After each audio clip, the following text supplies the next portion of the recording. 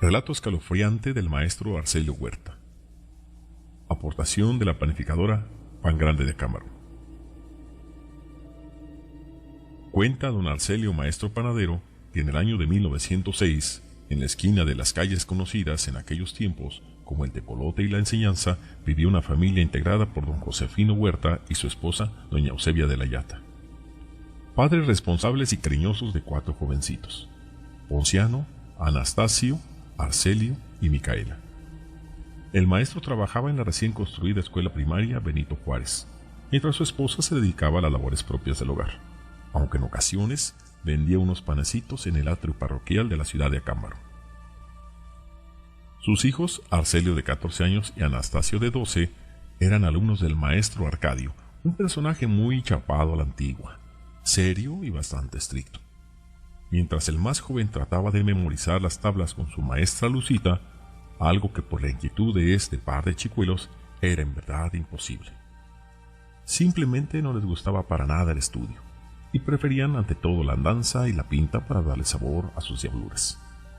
Como ese domingo muy temprano, que ya tenían en casa la visita de Ezequiel, Andrés y un niño apodado La Rana, 3 de sus mejores amigos, algo muy semejante a la mezcla del fuego con la dinamita, vecinos del llamado Puente de Piedra. Juntos ese día pidieron permiso a doña Eusebia para que Arcelio y el pequeño Anastasio fueran a jugar a la casa del amigo La Rana, a lo que un tanto recelosa doña Eusebia tuvo que acceder, presionada por el ruego de los chamacos. Aunque al pasar de la tarde ya estaban con el Jesús en la boca, eran las 8 y aquellos angelitos ni sus luces. Doña Eusebia, nerviosa, abría bien grandes sus ojos, hurgando en la penumbra en busca de sus polluelos. Arcelio fue el primero en hacer acto de presencia, seguido por su hermano menor. Con un gesto de reproche en el rostro, doña Eusebia metió a sus hijos a la casa, mientras les daba el merecido sermón. Cada uno se retiró a su cuarto a dormir. Ponciano, que no había participado en la aventura de sus hermanos, aprovechó para preguntar lo que había pasado y que valiera la pena semejante regaño. Con voz muy baja, Arcelio le contestó que habían ido al cerro llamado El Chivo, con la intención de explorar la cueva de la Condesa, y que, ayudados por la luz de una vela, lograron llegar hasta un túnel donde había una especie de tabla con muchos números y letras, además de libros muy antiguos, con pastas de cuero de algún animal, los cuales, sin pensarlo 2 veces, los guardaron en su morral para después esconderlos en la casa de su amigo La Rana.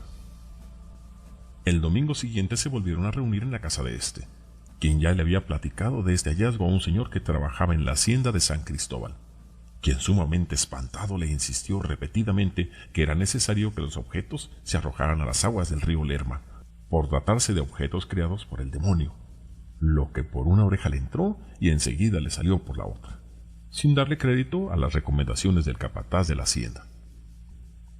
Acostumbrados a hacer las cosas a su antojo, conservaron los objetos en casa del apodado La Rana, que, inducido por lo que a medio entender decía el extraño libro, compraron velas y, sin decir nada a sus padres, se dirigieron a la falda del mismo cerro, con la intención de probar si esos símbolos estaban conectados a un conjuro demoníaco.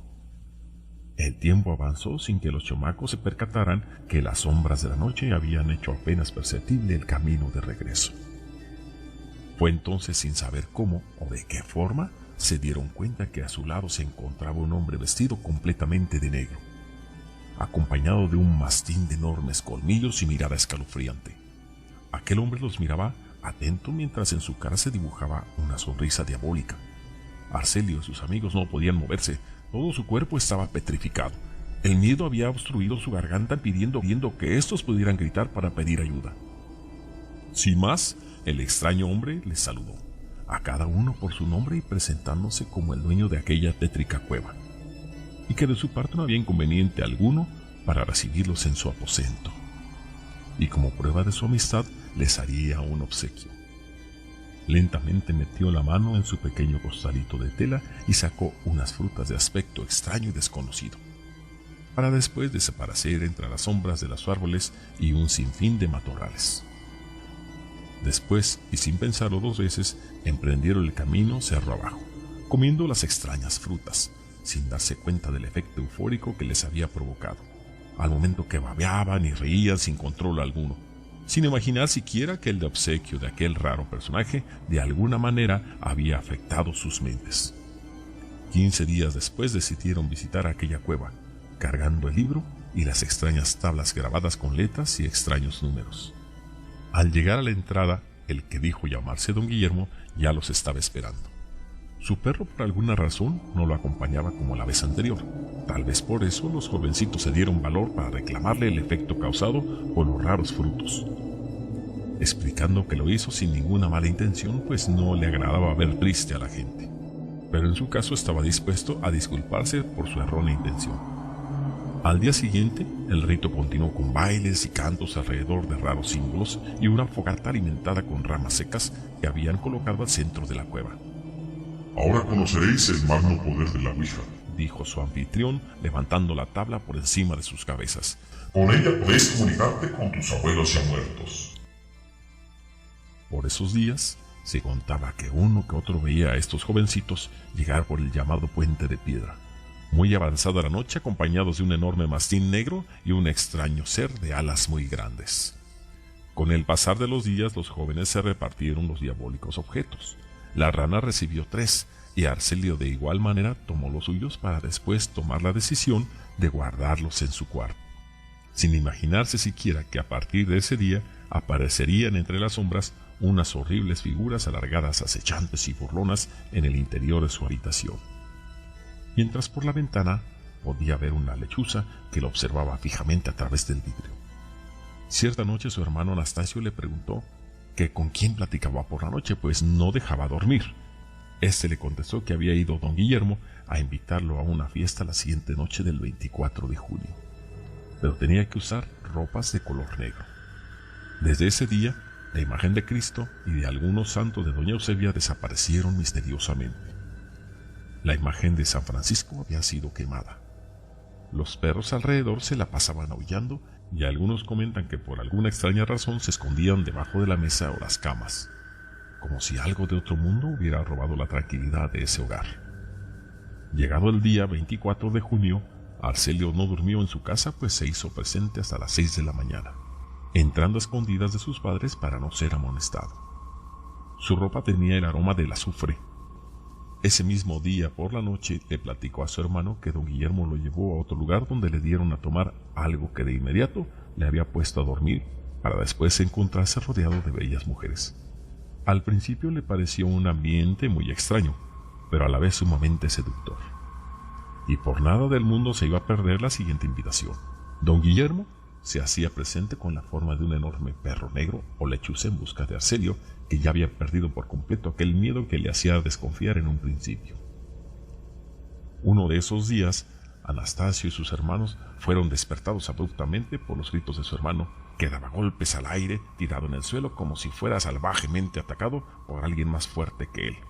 Rápidamente salieron del cuarto para alertar a sus padres. Corriendo llegaron hasta donde su hijo se convulsionaba y gritaba de forma grotesca, como si su cuerpo estuviera poseído por el mismísimo demonio. Doña Eusebia sujetó a su hijo al igual que su esposo e hijos mientras rezaba e imploraba por la salvación del alma de su hijo. Apurados y sujetando con fuerza a su hermano, lo llevaron hasta el templo de San Francisco para pedir ayuda a Fray Gabriel, quien hizo llamar al padre Telvino, originario de Zacatecas, quien era reconocido por atender casos de posesión, como el que podía percibirse en Arcelio. Por varias horas, y auxiliado por 2 monjas, el sacerdote rezó y arrojó agua bendita sobre el cuerpo del chamaco, mientras sus padres y hermanos lo sujetaban con fuerza, hasta quedar casi desmayados por el cansancio. Dando casi las 12 del día, Arcelio recobró el sentido, sin recordar absolutamente nada de lo sucedido. Tan solo lloraba y repetía entre sollozos que su amigo don Guillermo le había engañado, pues resultó ser Satanás en persona, y que aprovechó la inocencia de los jovencitos para atraparlos. La coincidencia lo hizo llegar hasta los objetos malignos, favoreciendo el camino para dominarlos. Se dice que Arcelio, a partir de ese día, asistió con frecuencia a la iglesia, mejoró notablemente en sus estudios, terminó su carrera de maestro y se casó con una linda joven de nombre Jazmín, que trabajaba con la familia Álvarez del Castillo. La ouija y los libros los tiró el papá de Arcelio en un pozo. El personaje extraño de nombre Guillermo Tal vez siga habitando la cueva del Cerro del Chivo, esperando que alguien algún día aparezca en su entrada.